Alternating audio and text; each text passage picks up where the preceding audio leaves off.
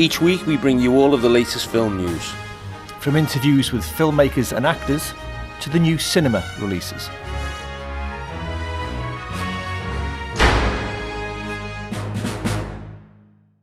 Girls, your mother and I are getting divorced. Monogamy isn't realistic. Monogamy isn't realistic. Again. Monogamy isn't realistic. I didn't understand that word at the time, but now I know exactly what he was talking about. Saturday, I would love it if you were my date. I can't do that because, like, you and I won't ever see each other again. I wake up late every morning, manager's calling, I'm still yawning. Morning. Oh, Amy. What happened? Did church let out early? Okay, so first up, Trainwreck. What did we think? Really good film. I really enjoyed this, folks. It's Judd Apatow. This time, though, he's working with Amy Schumer. Yeah, from her script. From her script. This is the first film that Apatow hasn't written himself. So this and is all the better for it, ground. I think we agreed. I think so. I mean, Judd Apatow.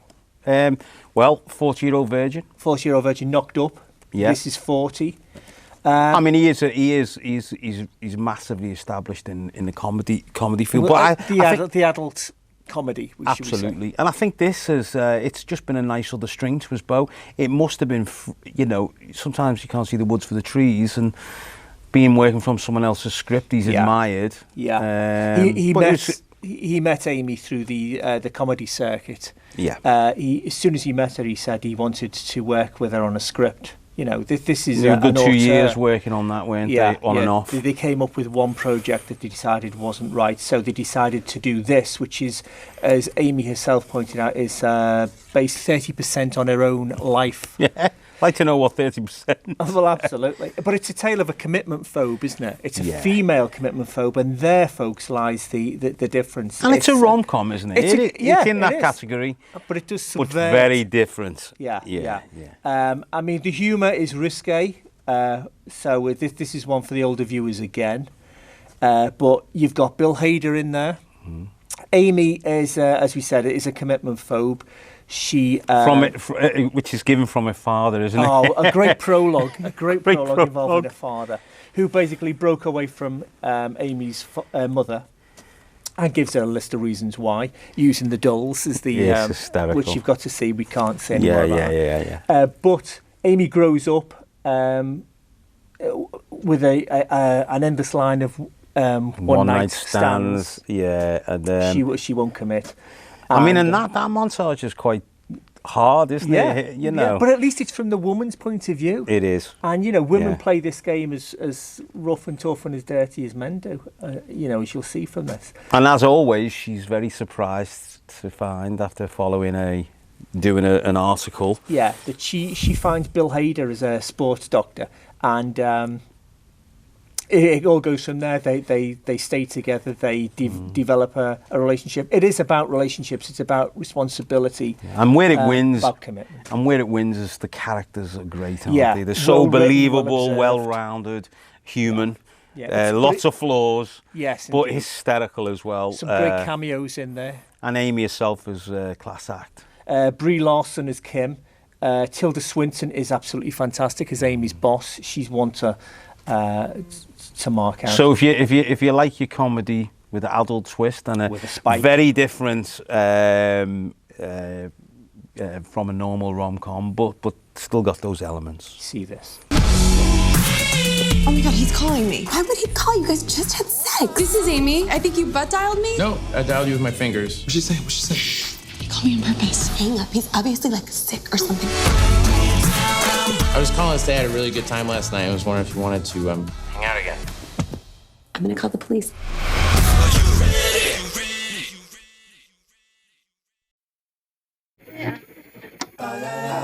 Oh my God, I love this song. Everybody sing it with me. There used to be a great tower alone on the sea. Did you know that when it snows, my eyes become alive and the light that you shine can't be seen? So, next up is Vacation. I was not looking forward to seeing this, to be honest with you. I am a fan, however, guilty pleasure, of the original Chevy Chase movies, the National especially the Vacation. Christmas one. That was a big favourite of my kids. This is the 7th in line for the National Lampoon's Vacation series. The original starred Chevy Chase and Beverly D'Angelo as the Griswolds, taking their kids all over the world. This one, as I say, the 7th, sees a grown-up Rusty, the son from the originals, taking his own family to Wally World across country. Yeah, he's decided, hasn't he? He wants to get the two brothers hysterical, the relationship they have, Sibling get them rivalry. closer together, and to obviously bond more together as a family, and him to rediscover his wife. They're in a little bit of a rut, all of them, in their own little way. So off they go on a 2,000-mile trip across America. Let the chaos begin. Yeah. It really is a guilty pleasure, this. It's well written. It's written and directed by, get this, Jonathan Goldstein and John Francis Daly. Yeah. They wrote Horrible Bosses, and I don't know if you remember the incredible Burt Wonderstone, Steve Carell as the magician with Steve Buscemi. Now they were hit and miss, I think, but there's a consistency to this. Yeah. It's not high comedy; it's low comedy at times, but there is heart to it. Yeah, there genuinely is a bit of warmth there, and of course Chevy Chase and Beverly cameo. They cameo for a good 5 or 6 minutes, but brilliant. But there are a number of great cameos in this. Yeah. Which we can't really tell you too much about because we would spoil the whole thing. But go and see it if you want a night out. If you like a good belly laugh and a good broad comedy. It won't be for everyone, but it's worth a look. And remember, these boys are doing the 2017 reboot of Spider-Man, so they are a couple to watch. I hope Uncle Ben's not in it again. Oh, please. Wow, this is beautiful. I say we call it Griswold Springs. Why does it smell like rotten eggs? Well, that's the sulfur, buddy. It's natural. We should jar this stuff. I don't think this is a hot spring. Found a dart. Are you crazy? Everybody out of Griswold Springs! We're naked and covered in human waste. Oh, come on, sweetheart. We don't know that it's human. Okay, that's it for part 1. Part 2, we have a real treat for you. See you after the break. See you then.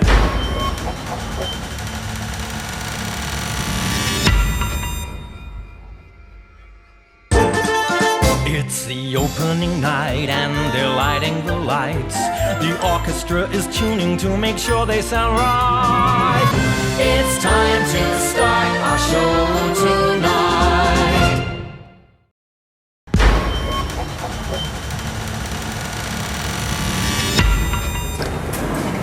Hello and welcome back to Arts Alive Film, coming to you from the Odeon Liverpool 1. Earlier this week, we went to the small cinema on Victoria Street. What a place. Fantastic. Home of independent features. Have a look at this. It's me, chaps. Hi, Welcome Sam. to Liverpool Small Cinema. Right. So we're in the Crown Buildings, which is the former Magistrates Court. But inside, we've created a special place for film.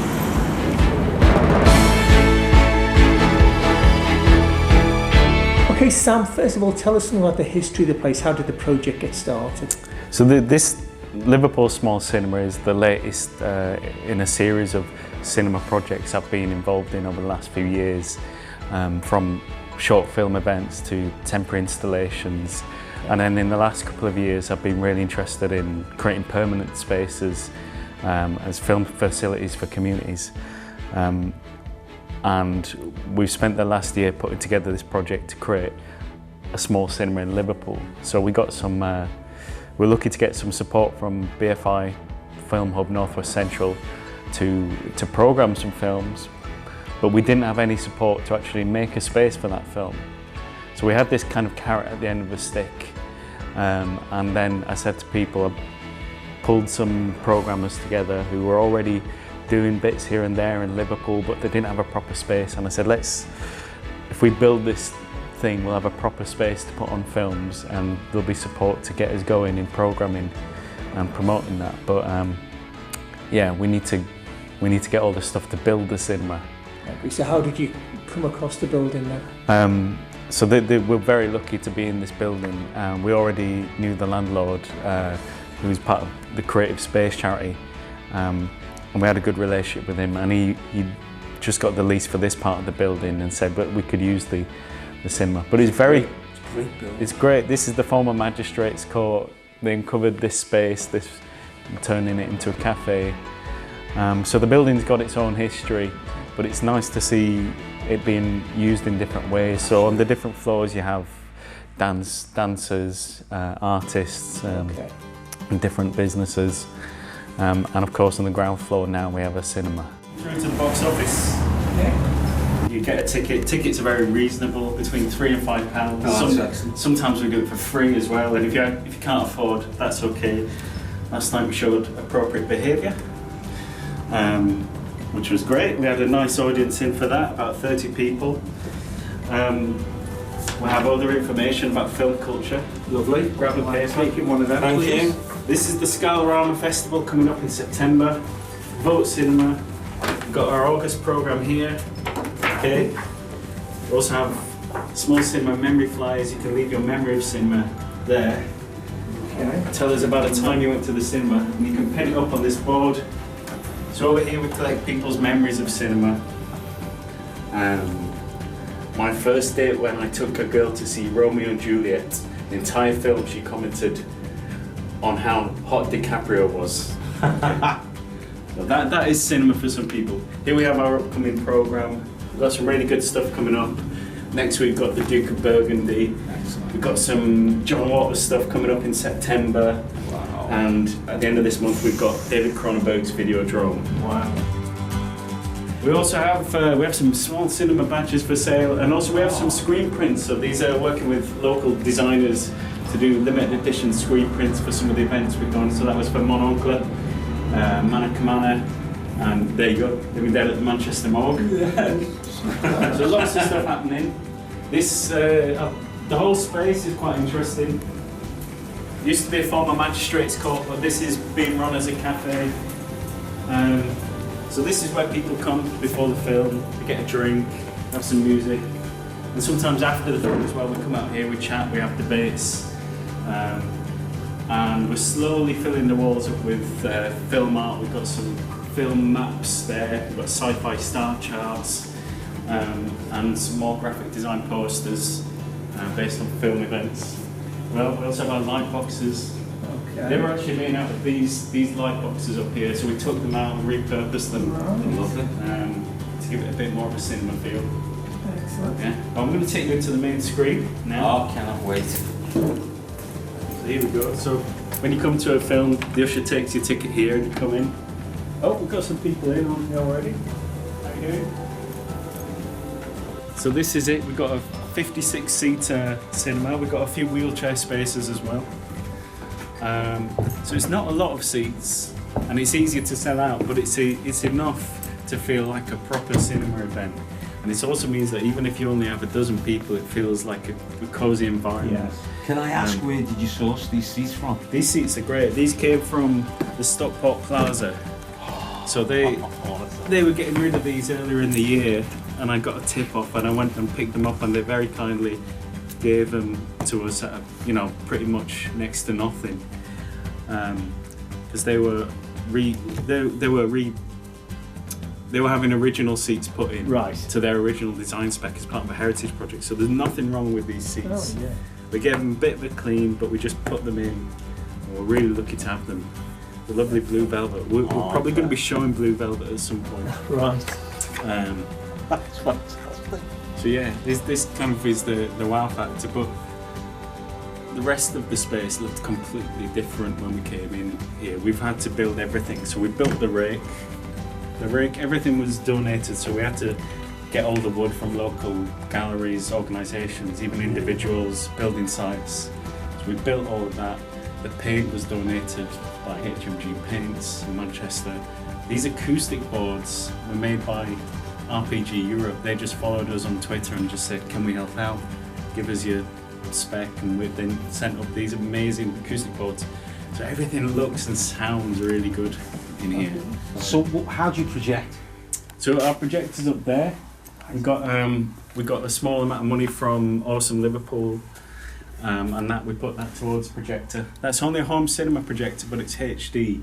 And because we've got a blacked out room and the sound's really good, we get the most out of it. We play on Blu-ray, so the things we play look really good. So I'll give you a demo in a bit.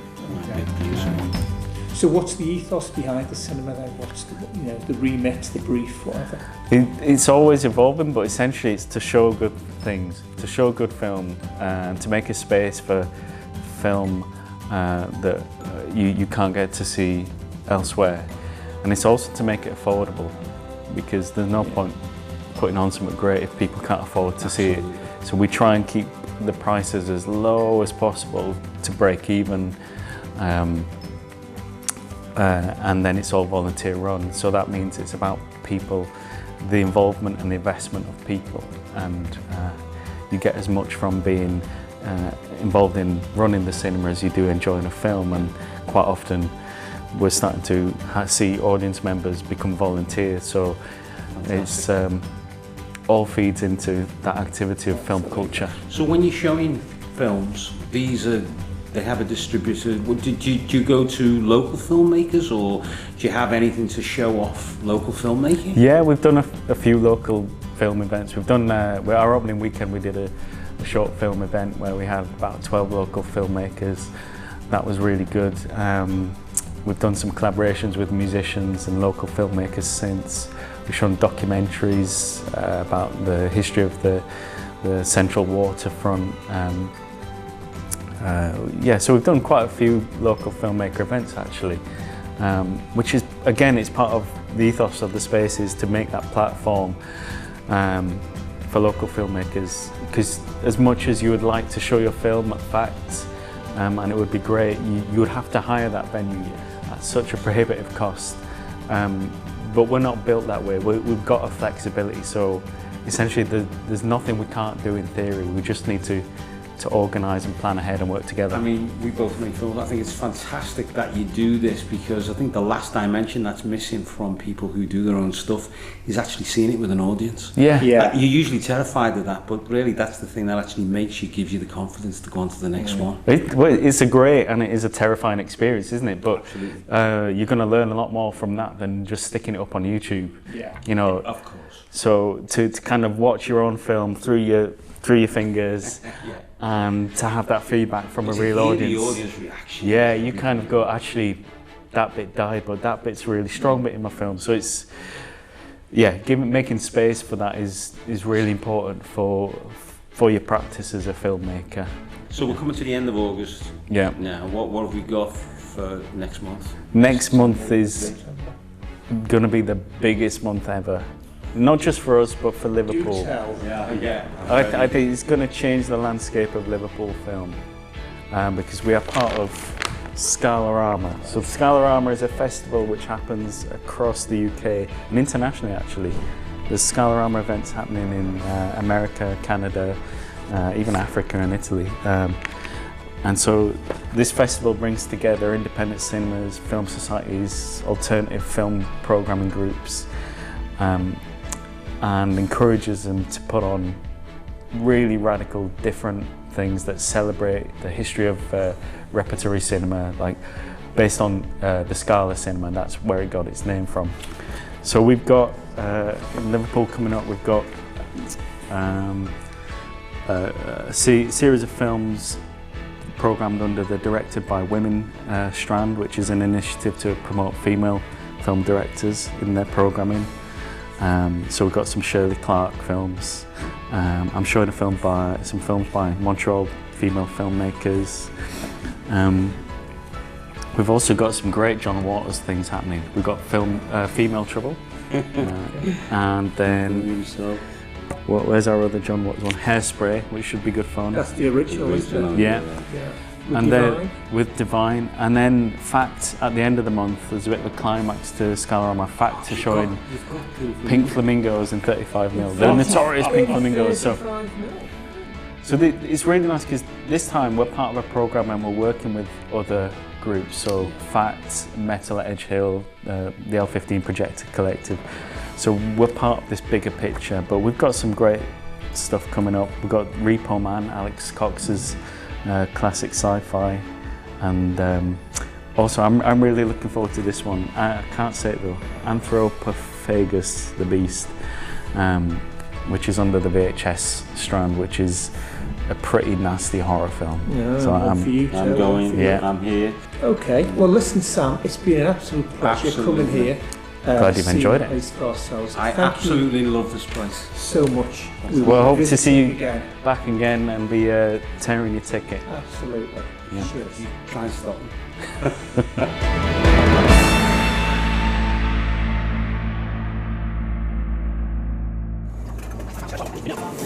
So that's it for this week, folks. But we will see you in 2 weeks' time. 2 weeks? 2 weeks, because it's a bank holiday, so have a good one. In the meantime, get yourself down here to Odeon Liverpool 1. They've got the kids' summer club running for the rest of the summer. Also some great movies here. So, we'll see you in a fortnight. See you then. Ta-ra.